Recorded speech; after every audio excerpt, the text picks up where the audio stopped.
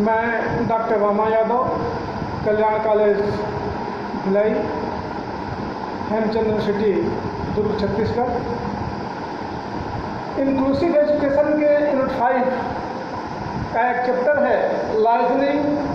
For reciprocal support, अंतर संबंध स्थापित करना सहयोगी पारस्परिक एजेंसियों के बीच। इस पर बहुत से तथ्यात्मक बातों को रखने के पूर्व मैं, चूंकि मूल कारण बनता है दृष्टिकोण आउटलुक का, इस बात को मैं इसलिए कह रहा हूं कि हमारे देश में रामायण के महान पात्र माता सीता के पिता जनक के गुरु अष्टावक्र, जिस देश में अष्टावक्र 8 अंगों से टेढ़े को राजा जनक जैसे व्यक्ति अपना गुरु स्वीकार करते हैं, अपने दरबार में उन्हें आमंत्रित करते हैं साक्षात के लिए, तो उस देश में विकलांगों के प्रति या विकलांगों की स्थिति इतनी खराब कैसे हुई, बड़ा ही प्रश्नवाचक चिन्ह है। या तो दो चीज़ हम एक्सेप्ट करें, केवल सैद्धांतिक रूप में पुस्तकों का ज्ञान है और व्यवहारिक दृष्टिकोण अपनाएं तो हमारे देश में विकलांगों के प्रति इस तरह का भाव जो आज़ादी के पूर्व या आज से 20 साल पहले या अभी भी बहुत कुछ है, नहीं होना चाहिए। निश्चित रूप से हमारा दृष्टिकोण जो है सीमित है, हम उस पर बहुत व्यापक दृष्टिकोण से नहीं सोचते हैं। हम वर्तमान संदर्भ में भी देखें तो एक बड़ी ही व्यापक सोचाई है अंगदान की, और हम कोई एक्सीडेंटल या किसी कारण से वह जीवित नहीं रह पाता है कोई व्यक्ति, तो उसके अंगों का हम उपयोग जीवित लोगों के सहयोग के लिए, आगे जीवन जीने के लिए उपयोग हम कर रहे हैं। यानी निश्चित रूप से हमारे शरीर का प्रत्येक अंग अलग अलग रूप में भी संपूर्ण में तो महत्वपूर्ण है ही है, अलग अलग रूप में भी महत्वपूर्ण है। इस बात को हम बड़े सहज भाव में एक्सेप्ट करते हैं। तो हमें इस बात को भी एक्सेप्ट करना चाहिए कि जो विकलांग हैं, जो अपंग हैं, वह किसी शरीर के पार्ट विशेष से अपंग हैं। शेष से तो हमारे देश की राष्ट्र की धरोहर है होगी, और हम अपने राष्ट्र की धरोहर को उस रूप में डेवलप नहीं कर रहे हैं, तो कहीं ना कहीं हमारा ये बहुत बड़ा विकार है, बहुत बड़ा दोष है।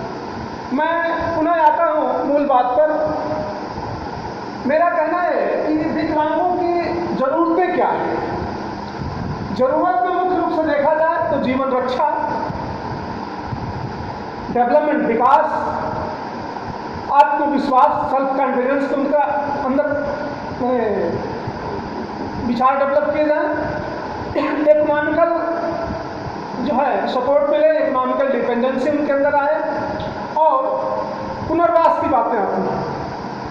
यही उनकी पूरी संपूर्ण आवश्यकताएं हैं। उन आवश्यकताओं को पूरा करने के लिए निश्चित रूप से हमें बात बनती है कि इसकी जितनी भी एजेंसीज हैं, और मूल रूप से एजेंसीज बहुत से हैं, लेकिन मूल एजेंसी देखा जाए तो हम 3 या 4 मूल एजेंसी आती हैं। फैमिलीज, सोसाइटी, गवर्नमेंट, दोनों गवर्नमेंट हो, नेशनल गवर्नमेंट हो या स्टेट गवर्नमेंट हो, और इस अगला पार्ट जाता है, चौथा पार्ट एनजीओ का। ये मुख्य रूप से 4 हमें देखने को मिलती हैं कि 4 जो है हमारी एजेंसियां हैं, इसको स्थापित करने के लिए, उनको सही दिशा देने के लिए, या इनकी ज़रूरतों को, जैसे उनकी आवश्यकता है जीवन रक्षा की, अपने डेवलपमेंट की है, आत्मसम्मान की है, आर्थिक निर्भरता की है, पुनर्वास की है, ये इन चीज़ों को पूरा करने के लिए हमारी ये 4 एजेंसियाँ और और इनके बीच में बहुत सी एजेंसी बनी हुई हैं, ये मुख्य रूप से काम करती हैं। अब बात ये बनती है कि एजेंसी जो है किस किस स्टेज पर किस किस एजेंसी की बहुत अधिक जरूरत हो जाती है। जैसे मान लीजिए प्री स्कूल की बात करें, जब हम प्री स्कूल की बात करेंगे तो उसमें मूल रूप से बात आएगी फैमिली, सोसाइटी, वहाँ विशेष प्रभावित हो जाती है। निश्चित रूप से हमारे देश में यदि इन विकलांगों के प्रति सोचा जाए तो फैमिली में यदि कोई विकलांग होता है तो संपूर्ण फैमिली पूर्ण रूप से उसे बोझ या डिपेंड समझ लेती है, यह प्रयास नहीं करती। यदि ऐसा है तो अभी तो वर्तमान में ऐसा नहीं कर सकते, लेकिन ऐसा प्राय पाया गया है कि यदि कोई व्यक्ति विकलांग है, कोई चाइल्ड विकलांग है, तो उसके परिवार के लोग उसे निर्भर एक सदस्य मान लेते हैं, उसके विकास के लिए बहुत प्रयास नहीं करते। जबकि ऐसा पाया गया है कि यदि परिवार उसे हर तरह का मोरल सपोर्ट दे, इकोनॉमिकल सपोर्ट दे और जिस तरह की उसको ज़रूरत है उसे सपोर्ट दिया जाए तो वह विकलांग जो है निश्चित रूप से अपने आप को आत्मनिर्भर बना लेता है और उसको सपोर्टिंग बहुत सी चीज़ें उसमें आ जाती हैं। दूसरी बात सोसाइटी की आती है। समाज के आसपास सबसे बड़ी बात तो यदि प्री स्कूलिंग की बात आती है तो आसपास के रहने वाले, पड़ोस के रहने वाले लोग हैं, वह जो है उसके सामने हमेशा निराशाजनक भाव अक्सर रखते हैं कि ऐसा नहीं होना चाहिए। दया भाव हो, मैं पहले भी कहा था कि दया भाव, सहानुभूति आपके अंदर हो यदि आपके आसपास कोई इस तरह का चाइल्ड है तो, इस तरह का कोई व्यक्ति है तो, लेकिन दया भाव के साथ उसको उसके मनोबल को बढ़ाने के लिए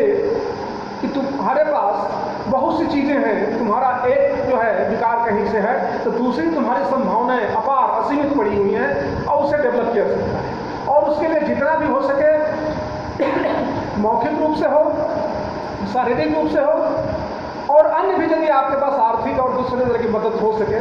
तो उस तरह की सोसाइटी को करना चाहिए। सबसे बड़ी बात उसके मनोबल को उस समय बढ़ाना चाहिए। आसपास के जो लोग भी रहते हैं, सोसाइटी के जो लोग भी रहते हैं। उसके बाद आती है स्कूलिंग की बात और वोकेशनल पीरियड की बात आती है, टाइम की बात आती है। हम स्कूल और वोकेशनल दोनों को एक रूप में ही देख रहे हैं। जो भी संस्थाएं हैं, वह स्कूल हो या ट्रेनिंग सेंटर हो, वैसी संस्थाएं हैं जो विकलांगों को किस तरह के प्रशिक्षण देती हैं, ट्रेनिंग देती हैं। उन संस्थाओं में वह ह्यूमन रिसोर्स हो, शिक्षक हो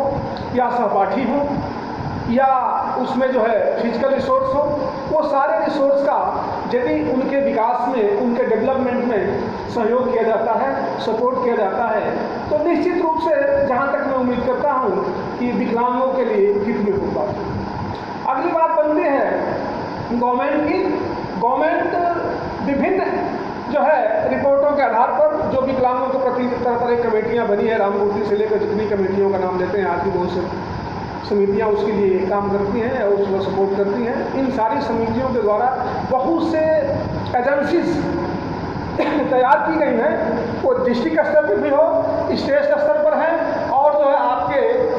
नेशनल स्तर पर भी है और यहाँ तक इंटरनेशनल स्तर पर भी बहुत सी एजेंसियाँ ऐसी हैं जो विकलांगों के विकास के लिए किसी न किसी रूप में अपना काम कर रहे हैं। इन एजेंसियों के अपनी भूमिकाएं हैं और वो भूमिकाएं जो है